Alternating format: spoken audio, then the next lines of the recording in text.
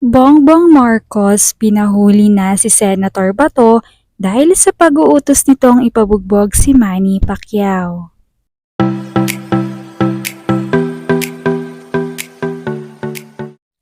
Hindi pa rin nga matapos-tapos ang issue patungkol kay Manny Pacquiao kung saan dawit ang kanyang pangalan sa gusot na kinasangkutan ng actress at businesswoman Neri Miranda.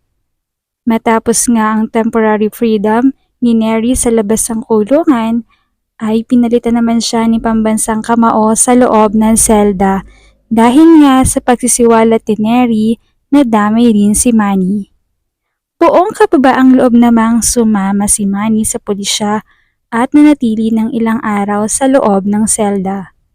Subalit, kalunas-lunas nga ang sinapit niya sa loob dahil hindi ikinonsidera ng mga nasa loob na kilala si Manny at isa pang senador, kung kaya't pinagtulong-tulungan nila itong bugbugin.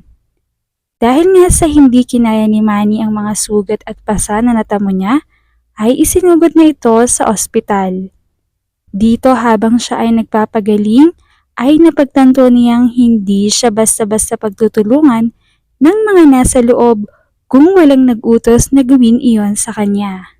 Wala namang pagdadalawang isip na sinabi niya sa kanyang asawa na si Jinky na si Senator Bato de la Rosa ang nag-utos na gawin ito sa kanya.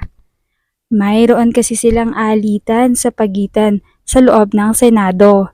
Matatandaan nga sa isang monthly meeting association ng mga senador sa hukuman ay nagkaroon ng mainit na pagtatalo ang dalawa, kaugnay sa batas na nais ipasa ni Manny, subalit mariing tinututulan ito ni Bato de la Rosa.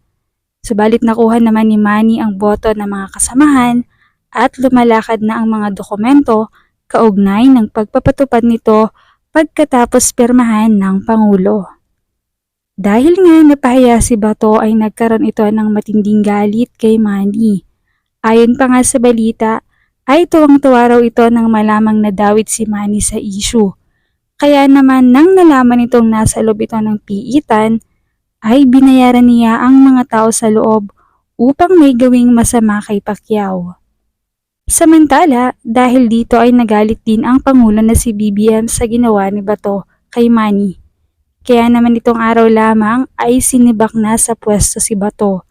Ayon kay BBM, ay ayaw daw niyang may masamang pakay sa kapwa politiko, lalo na nga at paparating na ang eleksyon. Ayaw niyang mabahira ng kahit anong dumi ang gobyerno kung saan kabilang si Manny at Bato de la Rosa. Matatandaan kasing kasangga ni BBM si Manny Pacquiao, kaya naman malaki rin ang kanyang malasakit dito. Hindi siya nagdalawang isip na tulungan si Manny kaugnay ng isyung kinasasangkutan.